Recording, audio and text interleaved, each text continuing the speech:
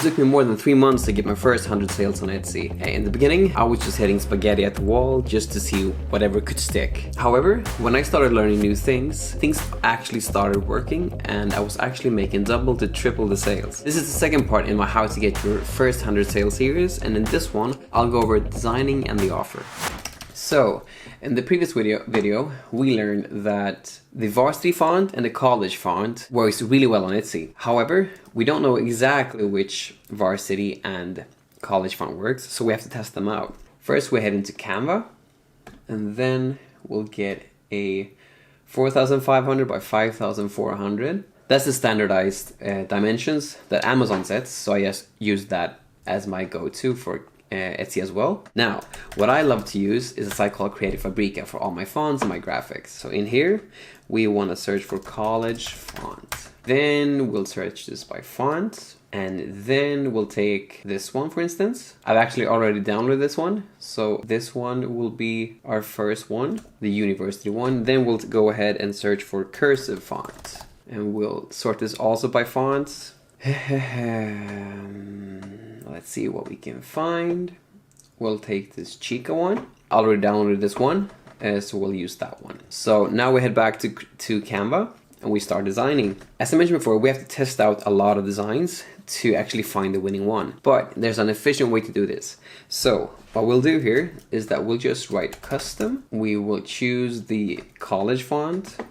There we go. We will download that one. We will name it properly. So we'll say custom college font, and then we'll download that one, and then we will make another one, 4,500 by 5,400 again. We'll make another text element. I do that by pressing T, and then we'll choose the cursive font. The cursive font was called Chica, and there we have that. This will be for the names on the sleeves. So let's take Robert, Jacob,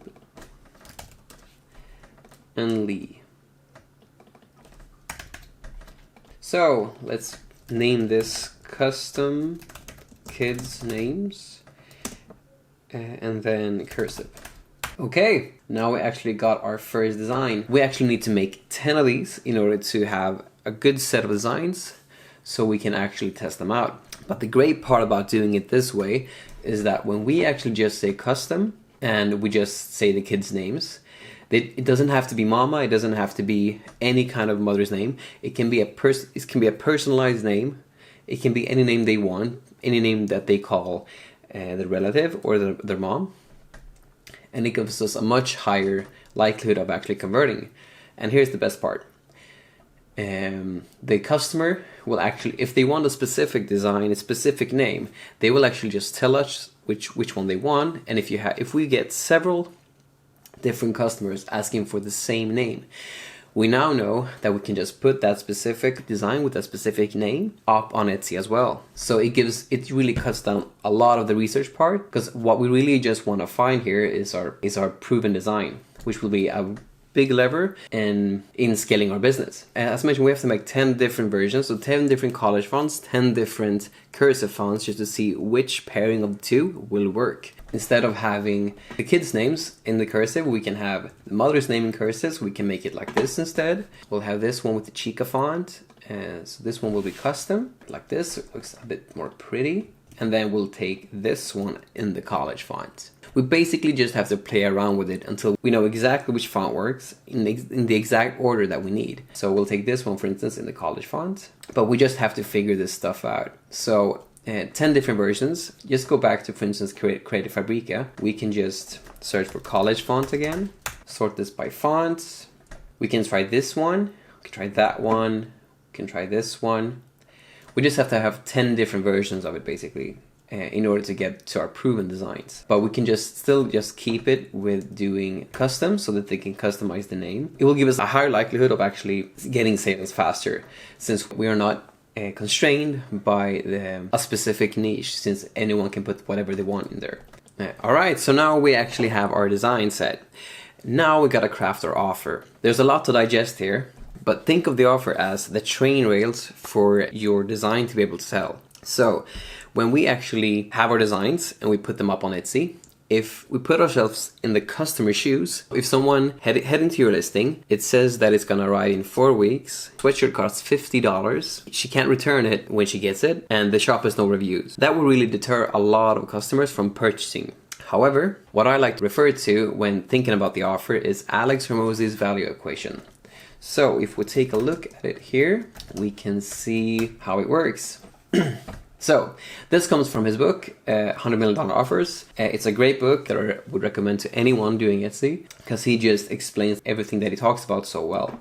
So we have the dream outcome, which basically would be the listing and the design that the customer wants. So let's say that we have the design that people want on a sweatshirt that they also want. That would be the dream outcome in this case. The perceived likelihood of achievement is basically how likely are they to actually get the sweatshirts that's in the picture.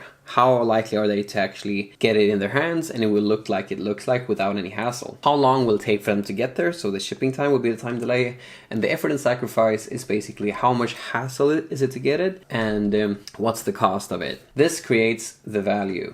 What we can basically do here to affect these is that we can make sure to have a great design from the get. So that's why we want to do 10 different ones to find one that actually works. Now, to affect the perceived likelihood of achievement, since we don't have any reviews in the beginning, what we can do here is that we can actually inflate this by offering a guarantee. So the guarantee can basically just be a picture within the listing that says that if anything happens to the item, we will basically either provide a refund or replacement. This takes a lot of the risk off the customer and puts it on us, but it definitely just increases the perceived likelihood of achievement for the customer. Now, the time delay, the easiest thing to do here is to refer to Printify. On their site, we can actually see from the start how it looks like. So if we go into the Gildan 18,000, we can see here, let's take Monster Digital. Shipping, standard shipping takes 2 to 5 business days. And on average, it takes basically 1 to 2 days to make it. So we do need some buffer since it can definitely differ here. So we can just make sure to have accurate shipping times to make sure to lower this as much as possible. Because when we look at this value equation, we want to lower this part and we want to maximize this part as much as possible. So what I do is have production time set to 1 to 5 days, and then delivery time should be basically 2 to 5 days in the beginning. However, this part, the time delay, is super important. I can't stress that enough. So when we have like our first 10 sales, what I would do is that I would basically take a look at my sales and get an average of how long it actually takes for the customer to receive their item from the day that they order until the day it was delivered. If we have 10 sales, we can actually just get an estimate of how much it actually takes. And from that, we can actually just adjust the shipping times just so we can lower this part of the value equation as much as possible. All right, so the last part of the value equation is the effort and sacrifice part. So to lower this as much as possible, we can actually have a lower price in the beginning and have a guarantee. That basically just increases the likelihood of that they will get what they want, but it also decreases how much hassle they will perceive to have with the order. Because if you buy something, you want to get it as smoothly as possible and just have a good customer experience. So by having a lower cost in the beginning when we list the item and having a guarantee, that will definitely decrease this part. A big driver for all of this is the perceived likelihood of achievement, and that comes from the reviews.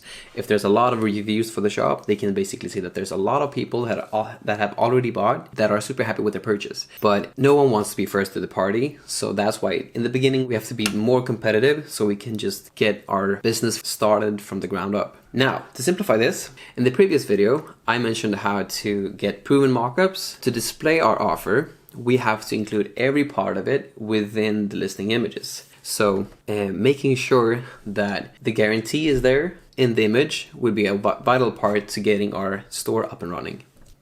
Alright, hopefully that helped. In the next video, I'll go over how to rank listings and why customer communication is super important in the beginning. I'll see you in the next one.